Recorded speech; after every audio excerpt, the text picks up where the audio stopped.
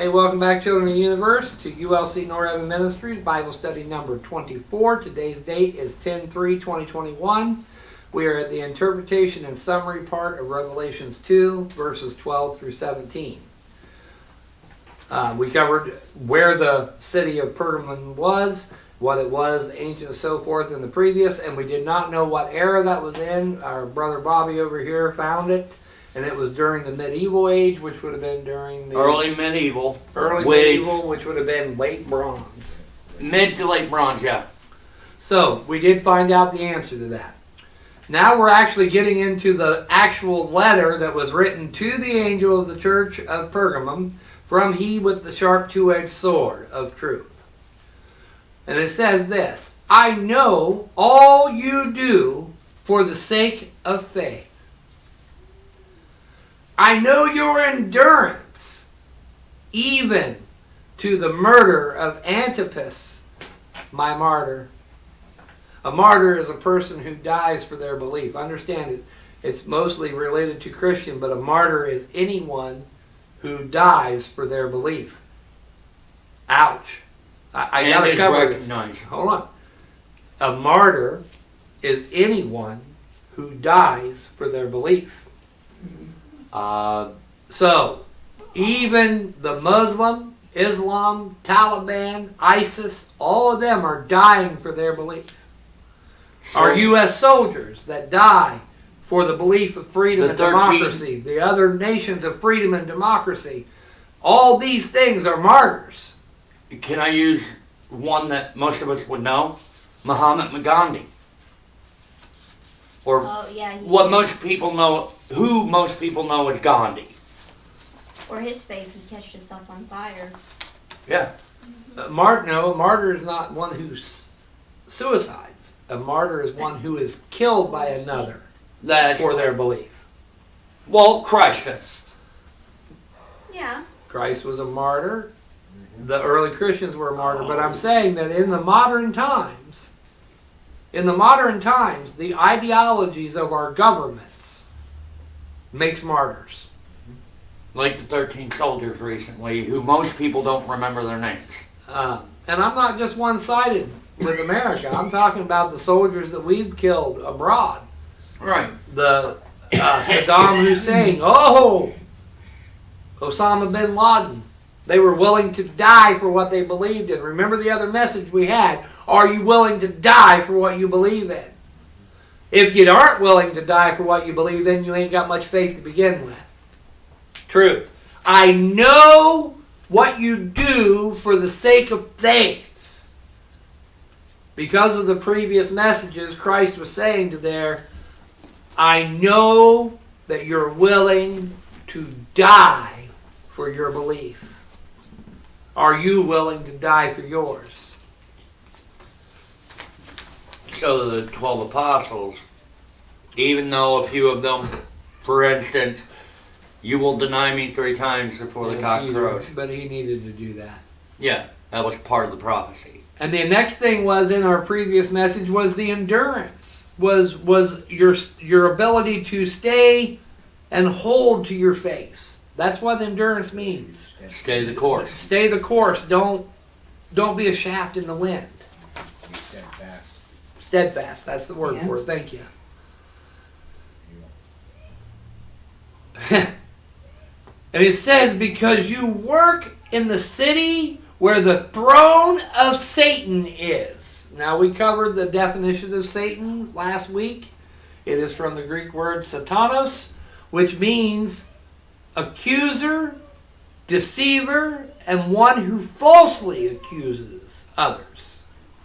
So, Pergamum was the seat of falsehood. If you're in the seat of Satan, if you're Satan, you're adverse, and you're adverse in a way that's deceiving. Yeah, you're not just adverse, you are deceptively adverse. Right. So we're expanding on the definition of what Satan is. Satan is anything or anyone who is deceitfully adverse. Meaning, I come to your house and I say, hey, your roof needs fixed. I'm willing to fix it. But it sits there not getting done. Or You it's- give me half of the labor up front and all the material costs. I'll deliver the material, and then you pay me the other half when it's done. Nope. It's called an open-end contract. And then I never finish the roof. or That's a deceiver, which means I was Satan to that person. So if I'm a minister and I give to you what I think you want to hear just to keep you around so you hand me your money, and I know that what I'm handing out is a lie, I'm Satan. If I'm a politician and I know what my country needs, Yeah. and I hand out a line of crap, I'm Satan. Sure. And that's the true definition of Satan. It's not an entity that dwells below. It is a very real entity, alive and capable to be alive in any one of us humans. Seeking not that I agree with the jokes, but whom there. he can devour. Right? Seeking He whom he said can he's devour. going to devour all his people. Well, wait a minute. What do you think the devouring is? Do you think that every time they put an ad out here of, oh, get this iPad, it's new, upgraded, and improved, they're devouring you? Yep. Oh, you gotta have the best stuff, the name brands, in order to fit in. That's a form of devouring. Yeah. Oh, I'm a very popular singer. Buy my albums and worship me. Whereas you could be a singer that just says, I'm an Yeah. actor or an actress. Devouring. Worship me. watch my movies. In the meantime, oh, I'll sign and I'll act so good, I'll sign you because I know you're going to buy my stuff. When inside, all they want is the money that you give for their product. Right. Mhm. You have very few that say, hey, go listen to me on YouTube. If they're asking to be bolstered, like not asking you for money, but asking you to take just a few minutes of your time to watch them on YouTube or listen to them on YouTube. What am I getting at here? People of the church, did I ask you for any tithing or did you realize that we needed it and you volunteered it?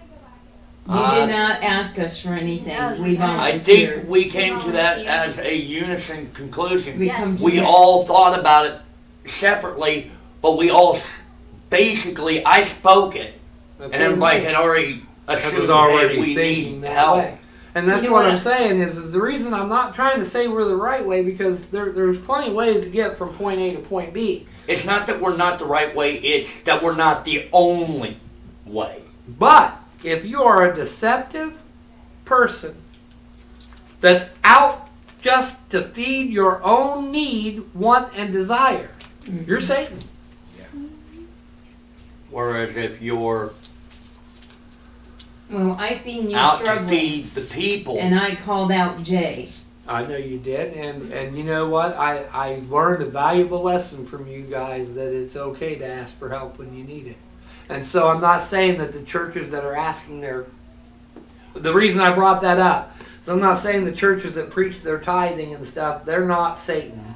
okay, As long as they're Doing what's needed. doing what's needed for the congregation Exactly. to the best of their ability. Yes. And as long as the congregation agrees with what the ministry is doing, then it's okay to give your money to charity, to churches. It's okay to buy. I'm not saying don't go buy a pair of Nikes because you want them if you have the money to do it, but I'm saying you don't have to buy a pair of Nikes to have a pair of shoes. I'm going to say it right now.